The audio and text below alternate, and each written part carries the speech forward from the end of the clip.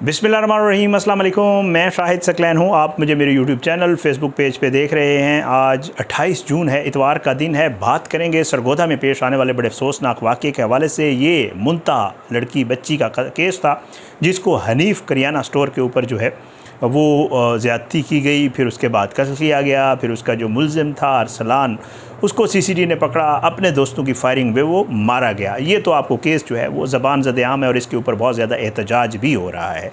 लेकिन एक हैरान कुन चीज़ सामने आई है और वो ये है कि एक ख़बर जो है वो सोशल मीडिया पे गर्दिश कर रही है। कहा जा रहा है कि बहुत अफसोसनाक ख़बर, सरगोधा वाक़या मुंतहा केस में लड़का जो मारा गया अरसलान वो बेगुनाह निकला। सीसीडी ने कत्ल किया था, डीएनए मैच नहीं हुआ। ये ख़बर जो है ये सोशल मीडिया पे बहुत ज़्यादा वायरल है। ये ख़बर हकीकत है या झूठ है? इस ख़बर के हवाले से जो अपना सरगोधा के जनाब डीपीओ साहब हैं वो इस हवाले से क्या कहते हैं, मैं बाकायदा उनकी गुफ्तगू आगे चल के आपको सुनाता हूँ कि इस ख़बर की हकीकत क्या है। और दूसरा ये है कि इस वाक़े में कुछ डेवलपमेंट्स हुई हैं। एक और एफ़आईआर हुई है उन लोगों के ख़िलाफ़ जो इस मामले को लेकर एहतजाज कर रहे थे। ये एफ़आईआर क्यों हुई है, ये एफ़आईआर है क्या, इसके हवाले से भी थोड़ी सी आज जो है गुफ्तगू करेंगे और इस केस के ऊपर जितने भी डेवलपमेंट्स हैं वो आपके सामने रखेंगे। बहुत बड़ा जुल्म, बहुत बड़ी जो है वो ज़्यादती इस केस में हुई। एक दुकान जिसमें मालकान मौजूद हैं और एक बच्ची दुकान पे चीज़ लेने जाती है और वहाँ का एक मुलाजिम जो अभी तक चीज़ सामने आई है, बाकी भी डीपीओ साहब कह रहे हैं कि उन लोगों को हिरासत में लिया हुआ है और जो बच्ची के वरसा हैं उनका ये कहना है कि दुकान के मालकान भी इस सारे मामले में इन्वॉल्व हैं। उनकी मौजूदगी में ये कैसे पॉसिबल हो गया कि एक शख्स बच्ची को लेकर ऊपर वाली मंज़र पर चला गया, ज़्यादती भी की, कत्ल भी किया, वापस आके वो उसी दुकान पर काम भी करने लग गया और जो मालकान है वो अंधे बन के बैठे रहे, उनकी आँखों पे पट्टी बंध गई। और जब घर वाले पूछने भी गए, नानी गई, दादी गई कि बच्ची तो नहीं आई, कोई वालिद गया, बाकी लोग गए, मामू वगैरह, तो उन्होंने कहा नहीं जी नहीं, हमें तो पता ही नहीं है। मतलब इतनी तो अंधेर नगरी होती नहीं है। बहरहाल ये केस है जिसको पुलिस अभी जो है वो इन्वेस्टिगेट भी कर रही है और मज़ीद चीज़ें भी सामने आ जाएंगी।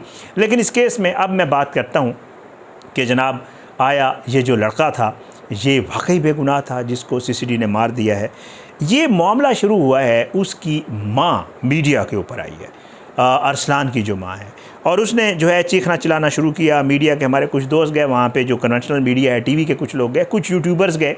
उन्होंने वहाँ जाके, जो उनका काम है उन्होंने इंटरव्यूज़ करने थे, दोनों तरफ का मौक़िफ़ सामने रखना होता है, तो उन्होंने वहाँ जाके उसकी माँ का इंटरव्यू किया और वो कहती हैं कि मेरा बेटा बेगुनाह था, अगर गुनाहगार था तो मुझे सबूत दें, मैं चुप कर जाऊंगी वरना मैं चीखती रहूँगी। वो कहती हैं मैं भी माँ हूँ, मुझे बच्ची की मौत का गम भी है और मैं उसकी माँ का दर्द महसूस कर सकती हूँ, मगर 25 साल में मेरे बेटे की कभी एक भी शिकायत नहीं आई। उसे एक साजिश के तहत पैसे लेकर मुजरिम बनाया गया। मुझे हुकूमत, पुलिस वाले और पूरी कौम एक सवाल का जवाब दे कि क्या दुकान का मालिक, इसका बेटा और दूसरे मुलाजिम अंधे थे? ये खैर उसका सवाल बड़ा दुरुस्त है कि दुकान के अंदर एक बच्ची और मेरा बेटा उसे उठाकर ऊपर ले गया, किसी को पता ना चला, किसी एक ने तो देखा होगा, उसने मालिक को क्यों ना बताया, ये चीज़ भी जो है। और उसके अलावा जो है लेकिन एक बच्ची को कोई उठाकर अंदर बनी सीढ़ियों से ऊपर ले गया। जो भी मुजरिम है वो काफ़ी देर ऊपर रहा होगा। क्या किसी ने एक नौकर की गैर मौजूदगी को नोट नहीं किया, जबकि मालिक से इजाज़त लिए बगैर कोई नौकर जो है वो वाशरूम भी नहीं जा सकता? ये मिली भगत है, ये साजिश है। ये सारी चीज़ें उसकी माँ ने एक इंटरव्यू में कही हैं। बेस जो है वो इस खबर की ये बनी है। अब लोग ये कहने लग गए हैं कि जी वो उसकी डीएनए रिपोर्ट आ गई है जी और वो जो है ना अपना बेगुनाह निकला है। अब मैं आपको बताता हूँ, डीपीओ साहब की आपको गुफ्तगू सुना देता हूँ। डीपीओ सरगोधा साहब शुएब अशरफ साहब जो हैं उन्होंने उनकी बच्चे की वालिद और उसके चचा और सहाफ़ियों की एक नशिस्त का एहतमाम हुआ जिसमें जो है तफ्तीश और केस के मुख्तलिफ़ मराहिल पर ऑन द रिकॉर्ड इन्होंने बात की है। और इन्होंने जो है थोड़ी सी मैं आपको उनकी गुफ्तगू सुना देता हूँ। इन्होंने क्या कहा है कि जब उस लड़के को पकड़ा गया था और जब इन्होंने सीसीटीवी फुटेज देखी थी तो उसमें क्या आया था और क्या आया, वो लड़का कसूरवार है भी सही या नहीं। डीपीओ साहब ने क्या कहा है, फिर आगे चल के इसके ऊपर थोड़ी मज़ीद बात भी करते हैं, सुन लें। घर है मुंतहा का, उससे और दुकान के बीच में तकरीबन आप कह लीजिए 100 से 150 फुट का फर्क है। बीच में एक दुकान है बर्तनों की, उसमें कैमरा लगा हुआ था, उससे ये व्यू बड़ा क्लियर मिलता है कि कौन दुकान में जा रहा है, कौन आ रहा है। तो जो मैं बात कर रहा था, हमने 5:30 से लेकर 2:30 बजे तक, सुबह 5:30 से दोपहर 2:30 बजे तक एक एक बंदे को नोट करके आइडेंटिफाई करके कि ये इस टाइम पे दुकान में दाखिल हुआ, इस टाइम पे दुकान से निकला, इस टाइम पे दुकान में दोबारा दाखिल हुआ, इस टाइम पे दुकान से निकला, इस टाइम पे बच्ची गई, जब बच्ची गई तो कौन कौन दुकान में था, जब तक उसके बाद वहां से लेकर जब तक डेड बॉडी रिकवर नहीं हुई तब कौन कौन दुकान में था, मतलब जो दुकान के वर्कर के मालिकान और इवन जो फिर जब बीच में बच्ची की दादी, बच्ची की नानी, बच्ची की छोटी बहनें ये जब बार बार गई हैं, 2-3 दफा गई हैं दुकान में पूछने, और उसी अस्सलाम से मैंने पूछा कि जी बच्ची यहाँ तो नहीं, उसने प्लेनली रिफ्यूज किया, जबकि उस टाइम पे बच्ची अंदर थी। और ये इररिफ्यूटेबल एविडेंस के साथ मैं आपको कह सकता हूँ कि मैंने खुद वो सीसीटीवी फुटेज 9 घंटे की खुद देखी है। उस दौरान बच्ची अंदर थी, ये दादी भी गई, नानी भी गई। फिर मैंने दादी और नानी का इंटरव्यू किया, उनसे पुलिया भी कंफर्म किया। उन्होंने जाके इसी अरसलान से पूछा, उसने कहा जी बच्ची नहीं है। और ये बात उसने जब इनिशियली अरेस्ट हुआ था तो उस दौरान उसने तफ्तीश में भी इस बात को इकबाल किया कि जी इकरार किया कि जब उनकी फैमिली आई तो मैंने आगे से कहा कि जी बच्ची नहीं है। अच्छा, जब बच्ची इंटर हुई है उस वक्त दुकान में कितने अफराद हुए? तो उस वक्त दुकान में जो दुकान के मालिकान थे 3 लोग मौजूद थे। पांचों की मौजूदगी साबित होती है सर? 3 क्या? मैंने इस तरह कहा कि इस चीज को मैं आपके साथ जरूर शेयर करूंगा, ना किसी बेगुनाह को हम सजा देंगे और किसी गुनहगार को छोड़ेंगे। एक बात गई मुकदमा से डीपीओ सरगोदा साहब की गुफ्तगू सुनी, वो बिल्कुल 100% कन्फर्म है। वो कहते हैं कि जी मैंने उससे एतराफ़ भी उसने कर लिया था, सारा कुछ उसने तस्लीम कर लिया था और उसने बता भी दिया था उसने सब कुछ क्यों किया। वो साथ ये भी कह रहे हैं कि वो ये सब कुछ करने के बाद दुकान पर बैठा था, जब बच्चे के घर वाले गए हैं तो इसी लड़के ने कहा कि मुझे कोई इल्म नहीं है। बहरहाल पुलिस कह रही है कि वो लड़का कसूरवार था। मेरा आपको ये वीडियो दिखाने का मकसद ये था, और भी इसकी इन्वेस्टिगेशन और ये मज़ीद चीज़ें होंगी तो सामने आ जाएगी, डीएनए रिपोर्ट वगैरह और ये भी आ जाएंगी तो उसमें क्लियर हो जाएंगी चीज़ें।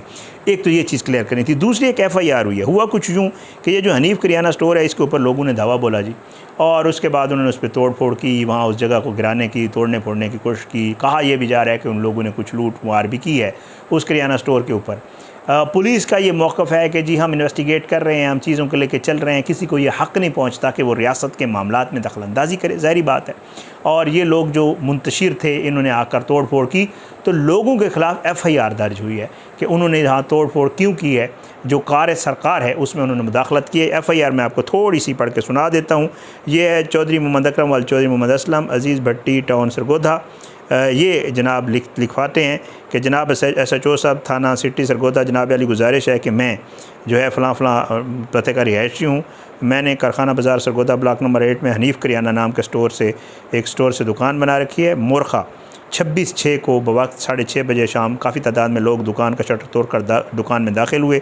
दुकान में मौजूद अशिया खुर्दनोश को उठाकर जो है वो फेंकना शुरू कर दिया। दुकान में लगी तमाम लाइट्स तोड़ डाली, पंखा तीसरी मंजिल से उठाकर नीचे फेंक दिया, जो कि नामालूम अफराद उठाकर ले गए।